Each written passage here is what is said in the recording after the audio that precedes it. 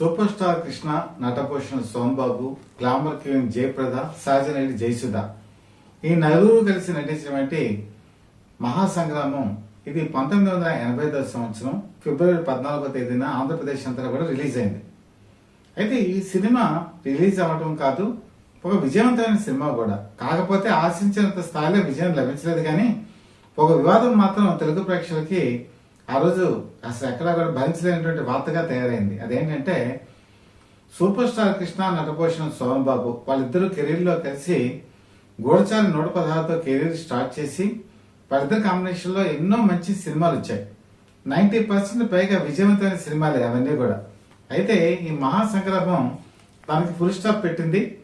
ఆ కాంబినేషన్ లో తర్వాత సినిమాలు రాలేదు. కారణం ఏంటి అని చెప్పేసి ఈ ఎపిసోడ్ లో మీకు క్లియర్ కట్ గా నేను వివరిస్తాను.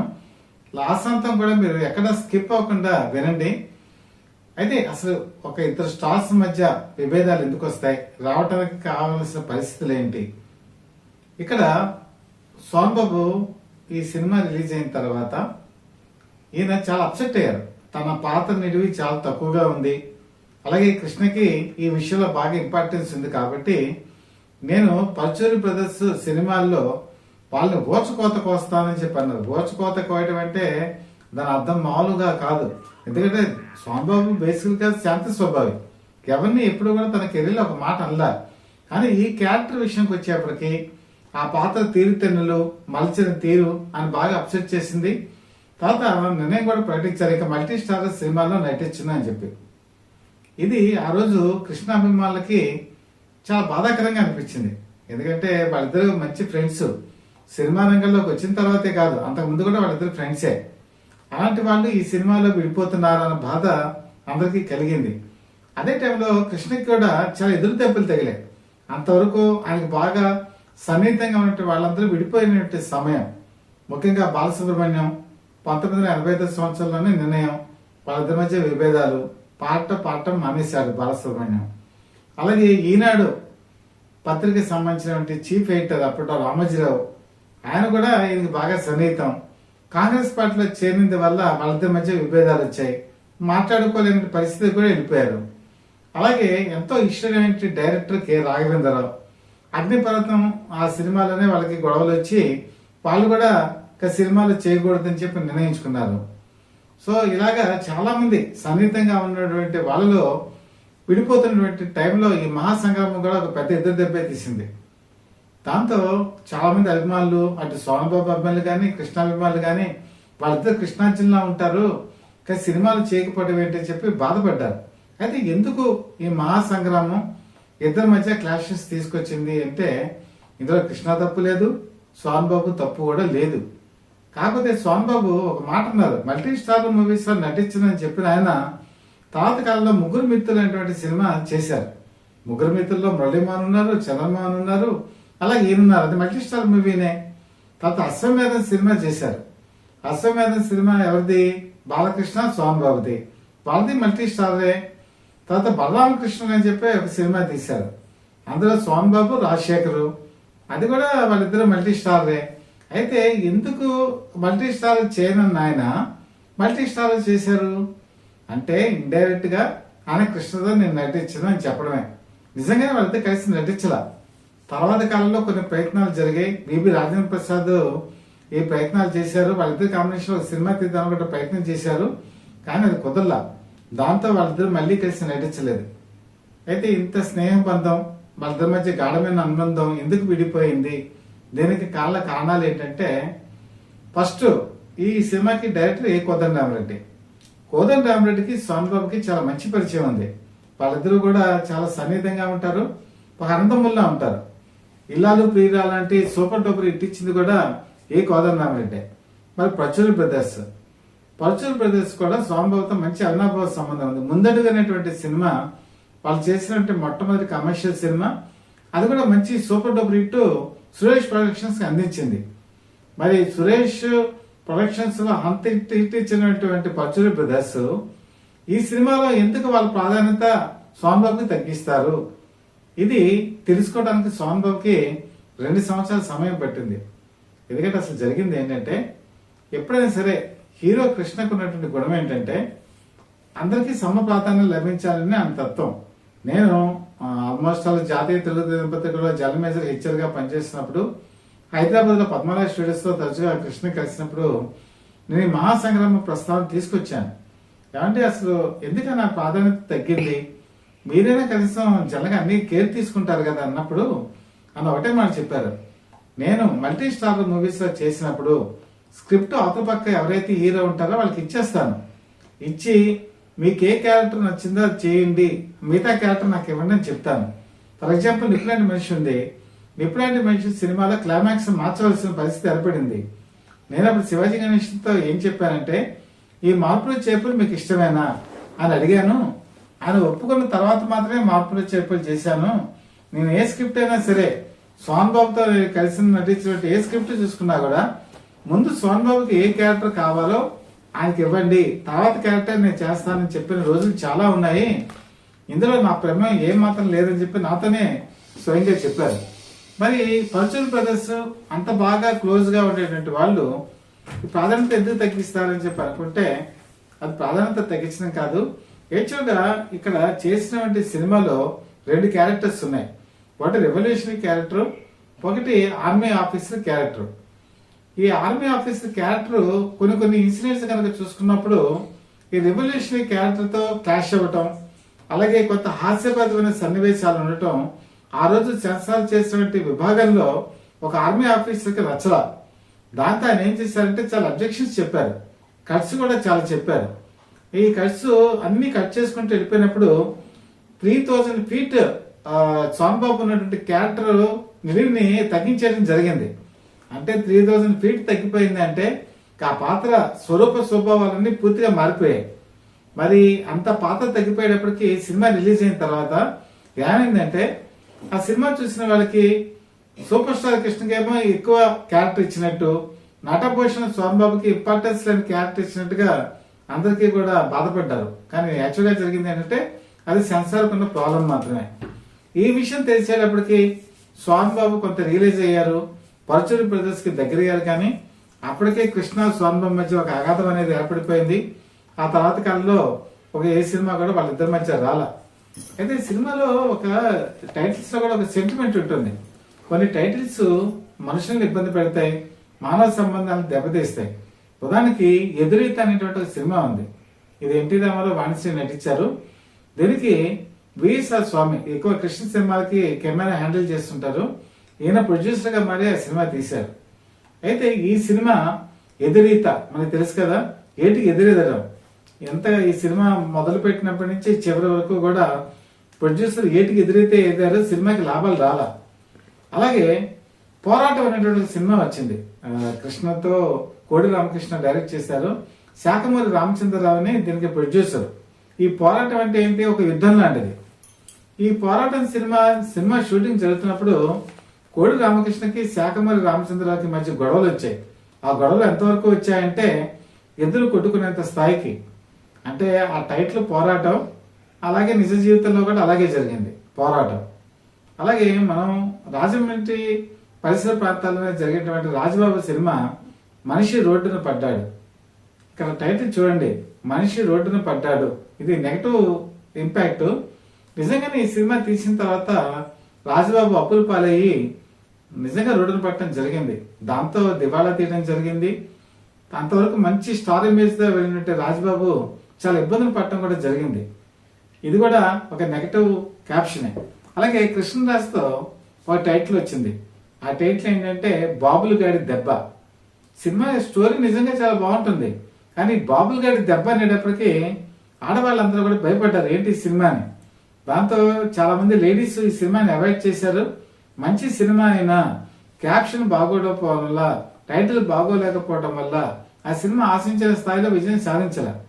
అంటే ఇక్కడ కూడా ఎందుకు చెప్పాల్సి వచ్చిందంటే మహాసంగ్రామం ఈ టైటిల్ ఒక నెగటివ్ ఇంపాక్ట్ కలిగజేసింది.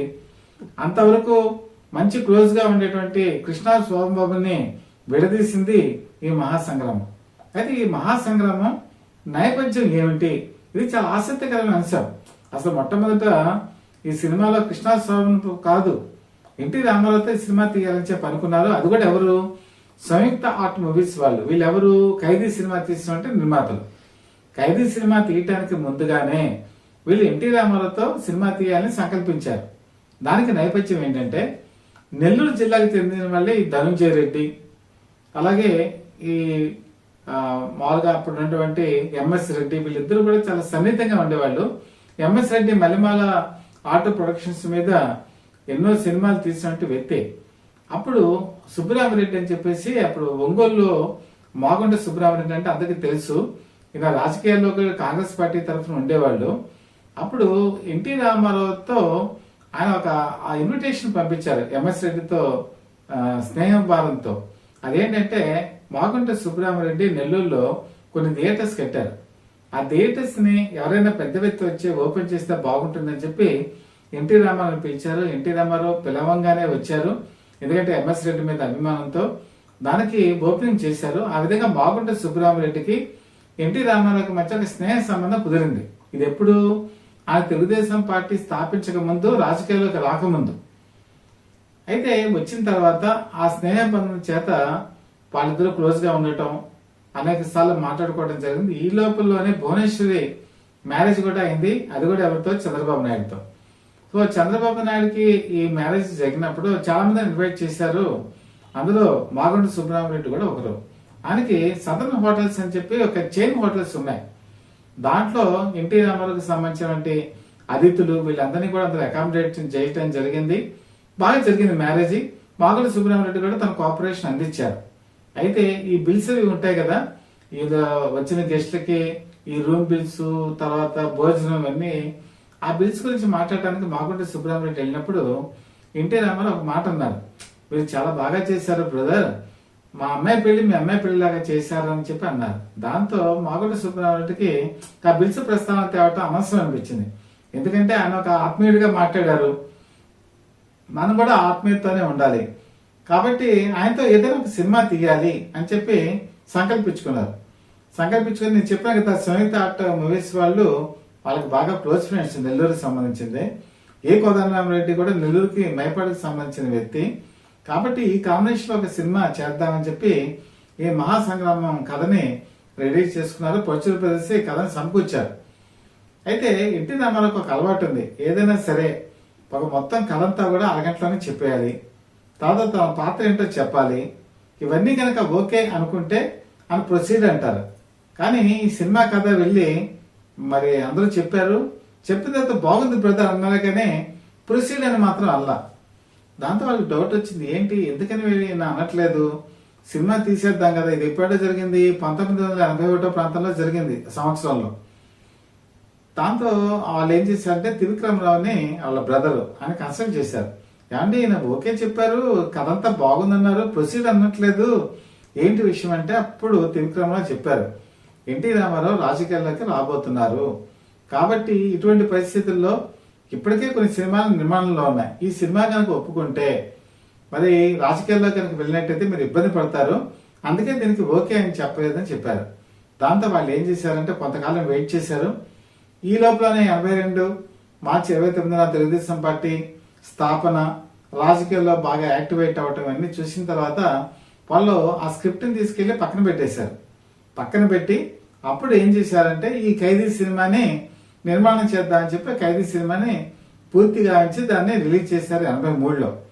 83లో ఎప్పుడైతే రిలీజ్ చేశారో సినిమా సూపర్ టూపర్ హిట్ అయింది. కానీ వీళ్ళు తక్కువ రేట్లకు అమ్మేశారు. అంటే సినిమా ఆడదేమో అని భయంతో వాళ్ళు ఏంటంటే తక్కువ రేట్లకు అమ్మటంతో అనుకున్న లాభాలు రాలా. కాబట్టి ఏం చేయాలి, పోగొట్టుకున్న చోటే మళ్ళీ సంపాదించుకోవాలి, లాభాలు రాని చోటే మళ్ళీ లాభాలు సంపాదించుకోవాలి. అప్పుడు ఏం చేయాలన్నప్పుడు ఈ స్క్రిప్ట్ ని మళ్ళీ బయటకు తీశారు. తీసినప్పుడు అప్పుడు సూపర్ స్టార్ కృష్ణ మంచి రేసింగ్ లో ఉన్నారు, మంచి సినిమాలు కూడా ఉన్నాయి. నేను చెప్పిన మహాసంగ్రామం సినిమా టైంలోనే భారీ సినిమాలు చేస్తున్నారు. ఒకటి కంచుకాగడ, 2 మహాసంగ్రామం, 3 అగ్నిపర్వతం, 4 వజ్రాయుధం. ఇవన్నీ అప్పట్లో భారీ బడ్జెట్ సినిమాలే. కాబట్టి కృష్ణతో తీస్తే ఎలా ఉంటుంది అని చెప్పి వెళ్ళి అడిగారు. కృష్ణ అంతకుముందే ఈ ఖైదీ సినిమా అడిగితే చేయలే. కాకపోతే వీళ్ళకి ఏదో ఒకటి చేయాలి, అనుకున్న లాభాలు రాకపోగా పాపం సినిమాని అమ్మేశారు. బయలు బాగా బాగుపడ్డారు, కానీ ఖైదీ సినిమా వల్ల వీళ్ళు బాగుపడలేదు. వీళ్ళకి ఏదో మంచి చేయాలనే ఉద్దేశంతో ఆయన గ్రీన్ సిగ్నల్ ఇచ్చారు. అయితే ఈ పరచూరు బ్రదర్స్ ఏం చేశారంటే ఇప్పుడు సింగిల్ గా ఉన్నటువంటి ఈ సినిమా లైనప్ ని అంటే ఎన్టీ రామారావు అప్పుడు కథానాయకుడు అనుకున్నారు కదా, అందుకని రెండు కింద డివైడ్ చేశారు. వాటి మిలిటరీ ఆఫీసర్ క్యారెక్టర్ ఒకటి, వాటి రెవల్యూషనరీ క్యారెక్టర్ ఒకటి. దాంతో ఏమైందంటే కృష్ణ సోనబాబు ఈ ప్రాజెక్ట్ లోకి ఎంటర్ అయ్యారు. ఆ విధంగా వీళ్ళతో 1984 సంవత్సరంలో ఈ సినిమా నిర్మాణం స్టార్ట్ చేశారు. ఏ కోదండ రామారెడ్డి భారీ బడ్జెట్ థియేటర్లో అందవేసిన చెయ్యి, ఇందులో కూడా పాటలంతా కూడా చక్రవర్తి బాండ్లు సమకూర్చారు. ఎక్కడో చూసిన జ్ఞాపకం అని చెప్పి పాట కూడా సూపర్ డూపర్ హిట్. అలాగే ఇందులో సహజనటి జయసుధ కూడా రెవల్యూషన్ క్యారెక్టర్ చేస్తారు. విధంగా అప్పటికి ఆవిడ నెంబర్ 1 స్థానంలో ఉన్నారు మన తెలుగు సినిమా రంగంలో. అలాగే ఆల్ ఇండియాలో చూసుకుంటే నెంబర్ 1 స్థానానికి పోటీ పడుతున్న జయప్రద తన అందచందాలతో ఈ సినిమాలో అందరినీ కూడా అలరిస్తారు. చాలా మంచి మంచి సీన్స్ ఉన్నాయి. ముఖ్యంగా ఈ రెవల్యూషనరీ క్యారెక్టర్ లో ఉన్న జయసుధ కృష్ణ మరణించే సన్నివేశాలు ఒక విధంగా అభిమానుల గుండెల్లో ఒక కుదిపేసింది. ఇది బేసికల్ గా ట్రాజడీ మూవీ అయినా సరే ఆ సినిమా మీద ఉన్నటువంటి కథ, ఆ కథ బలంతో వీళ్ళు ఆ సినిమాని ప్రొసీడ్ అయ్యారు. మీరు చెప్పినట్టుగా ఈ సినిమా రిలీజ్ అయిన టైంలోనే ఒక పెద్ద ఎదురుదెబ్బ ఏంటంటే కృష్ణ రాజకీయాల్లోకి రావటం. 84వ సంవత్సరంలోనే కాంగ్రెస్ పార్టీలోకి చేరటం, అప్పటికే ప్రచార కార్యక్రమాల్లోకి వెళ్లటం, పార్లమెంట్ ఎలక్షన్స్ జరిగాయి. పార్లమెంట్ ఎలక్షన్స్ లో కాంగ్రెస్ పార్టీ కేంద్రంలో అత్యధిక మెజారిటీతో అధికారంలోకి వచ్చింది. ఇక్కడికి వచ్చేప్పటికి ఫిబ్రవరి 14 రిలీజ్ అయింది 85వ సంవత్సరంలో. అప్పటికి స్టేట్ ఎలక్షన్స్ మార్చిలో జరగాలి. దాంతో ఏమైందంటే అభిమానులు తెలుగుదేశం పార్టీకి సంబంధించిన వాళ్ళు కృష్ణ సినిమాని అవాయిడ్ చేయడం మొదలు పెట్టారు. దాంతో ఇది కూడా ఒక ఎదురు దెబ్బే తగిలింది. తెలుగుదేశం పార్టీ క్యాడరు ఈ సినిమా చూడకపోవటం, అలాగే కాంగ్రెస్ పార్టీ నాయకుడిగా ఆయన ప్రచార కార్యక్రమాలు ఉండటం, ఎన్టీ రామారావుకి వ్యతిరేకంగా స్టేట్మెంట్లు ఇవ్వటం, ఇవన్నీ కూడా కొంతవరకు ఈ సినిమాని దెబ్బతీశాయని చెప్పడంలో మాత్రం ఎటువంటి అతిశయోక్తి కూడా లేదు. మహాసంగ్రామానికి అది కూడా ఒక పెద్ద అవరోధం. ఈ సినిమా రిలీజ్ అయిన తర్వాత ఇందులో సోహన్ బాబు క్యారెక్టర్ ఎప్పుడైతే తక్కువైనా మనం ఇంత చెప్పుకున్నాం కదా, దాంతో సోహన్ బాబు అభిమానులు బాగా నిరుత్సాహం పొందారు. మా హీరోని ఈ సినిమాలో ఇంత తక్కువ చేసి చూపించారన్న ఫీలింగ్ లోకి వెళ్ళిపోయారు. యాక్చువల్గా బ్యాక్గ్రౌండ్ ఎవరికి జరిగింది తెలియదు, ఇది ఎవరి తప్పు కాదు. సెన్సార్ వాళ్ళు కట్ చేసినటువంటి ఆ సీన్స్ ఇంతకు నేను చెప్పినట్టు 3000 ఫీట్ అయిన తర్వాత మళ్ళీ రీషూట్ చేద్దాం అనుకున్నారు. కానీ ఏమైందంటే టైం లేదు. అప్పటికే బ్రాడీ ప్రాజెక్ట్ సినిమా ఫైనాన్స్ కి బోల్డంత వడ్డీలకి తీసుకొచ్చారు. ఆ సినిమా కనుక ఆ టైంకి రిలీజ్ చేయకపోతే సస్టైన్ అవ్వడం చాలా కష్టం. దాంతో వాళ్ళు అప్పుడైనా కొంచెం సోనబాబు చెప్పి ఉండాల్సింది ప్రొడ్యూసర్స్, వాళ్ళు చెప్పకపోవటం, కృష్ణ మీద కూడా కొంత మనస్తాపానికి సోనబాబు గురి కావడం, తన తప్పు లేకపోయినా కూడా కృష్ణ ఈ అపనింద పడటం, ఆ విధంగా ఇద్దరు మహానటుల మేరీ కథకి అదే ముగింపు అయింది. మహాసంగ్రామం సినిమా పరంగా చెప్పకపోయినా కూడా, పెద్ద గొప్ప విశేషాలు లేకపోయినా కూడా ఇద్దరు అగ్రనటుల్ని విడదీసిన సినిమాగా చరిత్రలో నిలిచిపోయింది. ఇది అభిమానులందరికీ కూడా చాలా బాధాకరం. వాళ్ళ కాంబినేషన్ లో కృష్ణ సోమబాబు మధ్య మరి ఏ సినిమా రాకపోవటం నిజంగా తెలుగు సినిమా ఇండస్ట్రీకి ఒక బాధాకరమైన విషయంగానే పరిగణించవచ్చు.